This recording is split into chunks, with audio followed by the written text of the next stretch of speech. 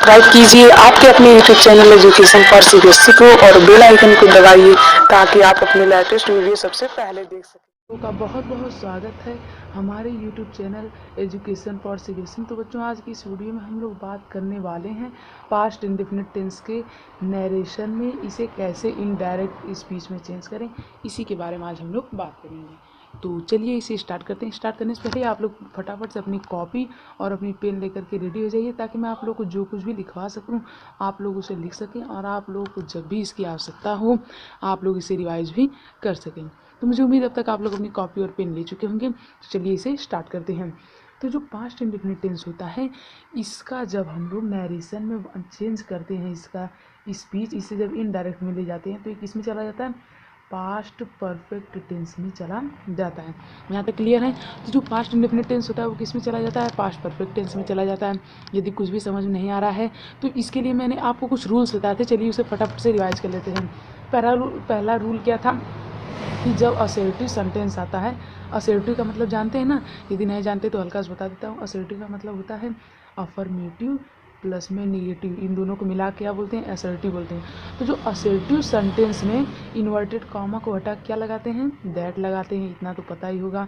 और दूसरा रूल क्या था कि सन वाला formula 1 2 3 S O N, first person है तो सब्जेक्ट के अकॉर्डिंग, सेकंड पर्सन है तो ऑब्जेक्ट के अकॉर्डिंग, थर्ड पर्सन है तो नो चेंज, उसमें कोई भी चेंज नहीं होता। पर्सन क्या होता है यदि इतना भी नहीं पता तो कोई बात नहीं, आप लोग पहले प्रोनाउन पढ़ लीजिए। वैसे मैं थोड़ा सा आप लोग को हिंट दे देता हूँ। देखिए, जो पर्सन होते हैं मतलब कि उसमें कौन सा व्यक्ति कह रहा है उसी को हम लोग पर्सन बोलते हैं।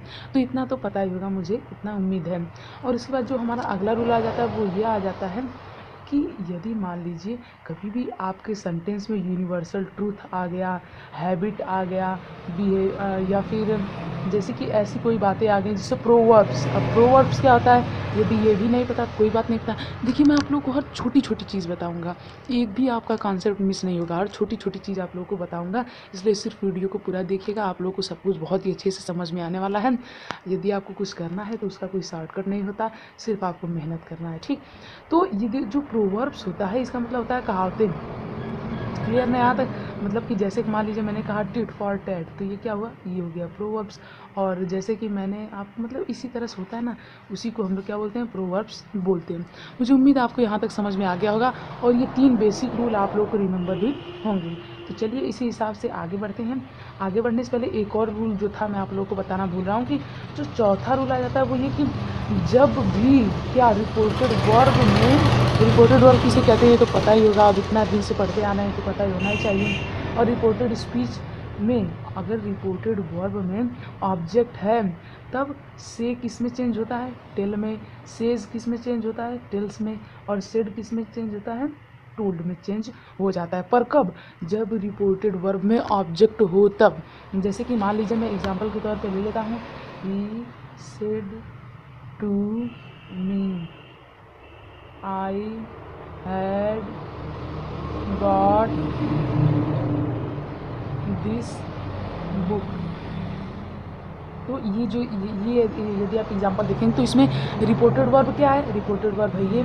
यदि आपको पता है तो बहुत ही अच्छी बात है, एक बार जल्दी से देख लीजिए क्योंकि हम लोग रिवीजन कर रहे हैं, इसे मत मिस कीजिएगा। इसे क्या कहते हैं? Reported verb. इसे क्या कहते हैं? Reported speech. यहाँ तक क्लियर है? उसके बाद ये जो आ गया मी हमारा क्या है? ऑब्जेक्ट। पर अगर यहीं पर रहता ही सेड, सिर्फ इतना रहता he said I had bought this book, तो ये क्या होता? इसमें ऑब्जेक्ट रहता नहीं रहता, तो सेड को हम लोग टोल्ड में चेंज नहीं करते। तो अगर हम लोग इसे चेंज करेंगे तो क्या हो जाएगा? जैसा कि अभी अभी हमने पढ़ा है कि जो पास्ट इंडेफिनिट होता है उसे चेंज करते हैं तो किस में जाता है? पास्ट परफेक्ट में जाता है। लेकिन ये खुद ही पास्ट परफेक्ट है, इसलिए इसे हम लोग बाद में पढ़ेंगे। ये तो मैं आप लोगों को सिर्फ रिपोर्टेड वर्ब, रिपोर्टेड स्पीच और ये दिखाने के लिए दिया था। तो चलिए हम लोग स्टार्ट करते हैं अपने इस एग्जाम्पल्स को, और ढेर सारे एग्जाम्पल्स के साथ इसे हम समझेंगे। जैसे कि पहले मैं स्टार्ट करता हूँ बेसिक से। He said to me I wrote a letter. अब जैसे कि काफ़ी बेसिक सा एग्जांपल है, देखिए यदि हम लोग इसमें देखें तो इसमें रिपोर्टेड वर्ब कौन सा है? ये। रिपोर्टेड स्पीच कौन सा है? ये। तो इसमें क्या रिपोर्टेड वर्ब में ऑब्जेक्ट है? हाँ है। तो आप लोग को इतने रूल्स को मतलब इन सभी बातों को ध्यान में देख के चलना है। पहले तो ये देखिए कहीं यूनिवर्सल ट्रूथ तो नहीं ना है। अगर यूनिवर्सल ट्रूथ होगा तो सिर्फ प्रोनाउन चेंज होता है, प्रोनाउन ही चेंज होता है। ध्यान रखें, अगर यूनिवर्सल ट्रूथ या फिर हैबिट होता है तो कभी भी ये ना लिखे कि नो चेंज। नो चेंज लिखेंगे तो गलत हो जाएगा। आपको चेंज करना है और उसमें प्रोनाउन को चेंज करना है। टेंस में कोई चेंज नहीं होता है, प्रोनाउन में चेंज होता है। ठीक, यहाँ तक क्लियर है। तो चलिए हम लोग इसे सॉल्व करते हैं। वैसे तो इसमें देखिए जो ये है हमारे, ये क्या है, रिपोर्टेड वर्ब। एक एक छोटी छोटी बात क्लियर ना।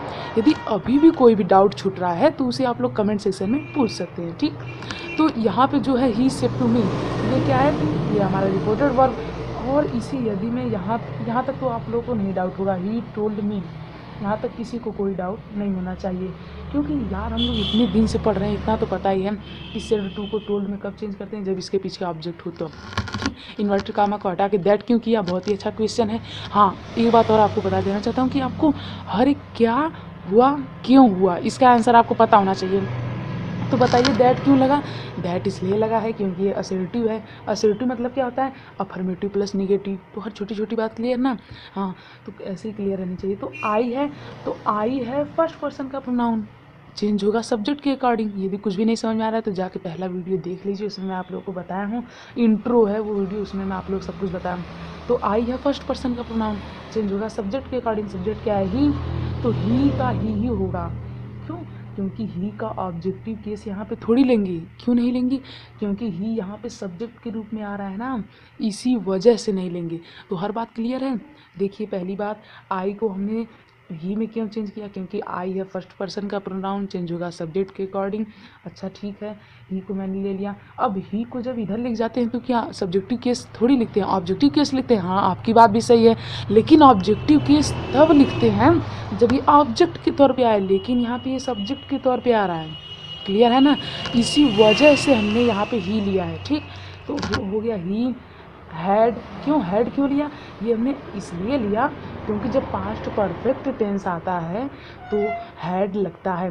अब आपने पास्ट परफेक्ट टेंस क्यों लिया, क्योंकि पास्ट इंडेफिनिट किस में जाता है, पास्ट परफेक्ट टेंस में जाता है। तो कोई डाउट नहीं ना है। यदि अभी भी कोई डाउट बच रहा है तो प्लीज़ कमेंट में पूछ लीजिए, मैं कोशिश करूँगा कि आपको उसका रिप्लाई दूँ। यहाँ तक क्लियर है। दैट ही हैड रोट है तो रिटन हो जाएगा। क्यों रिटन क्यों हुआ, क्योंकि जब पास्ट परफेक्ट टेंस होता है तो हैड के साथ वर्ब की थर्ड फॉर्म लगती है ना, इसलिए अ लेटर हो जाएगा, बाकी का बाकी। ठीक, यहाँ तक क्लियर है। और एक बात का आप लोग ध्यान रखें कि इन्वर्टेड कामा को हटा दिया जाता है इसमें, दैट का जब हम लोग यूज़ करते हैं इनडायरेक्ट स्पीच में। ठीक, यहाँ तक क्लियर है। तो चलिए अब हम लोग लेते हैं एक और एग्जाम्पल। जैसे कि मैं एग्जाम्पल के तौर पर लेता हूँ, मधु सेड आई, वही वाला एग्जाम्पल है जो मैं आपको पहले ही समझा रहा था, आई एट टॉफ़ी। अब इसे एक बार प्लीज़ आप लोग अपने से ट्राई कीजिए। तो मुझे उम्मीद अब तक आप लोग ट्राई कर चुके होंगे, यदि कर लिए तो बहुत ही अच्छी बात है।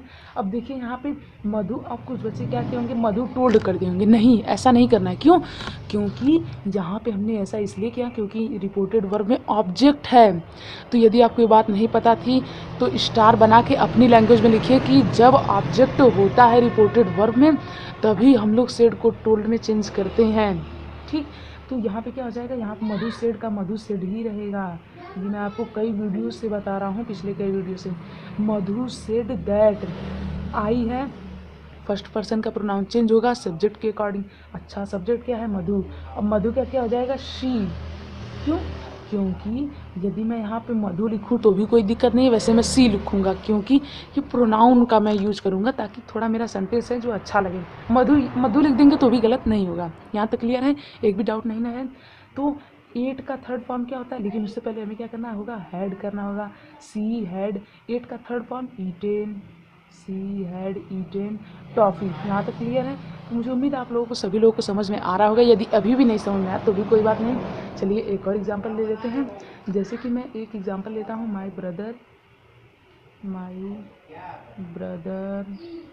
Said to me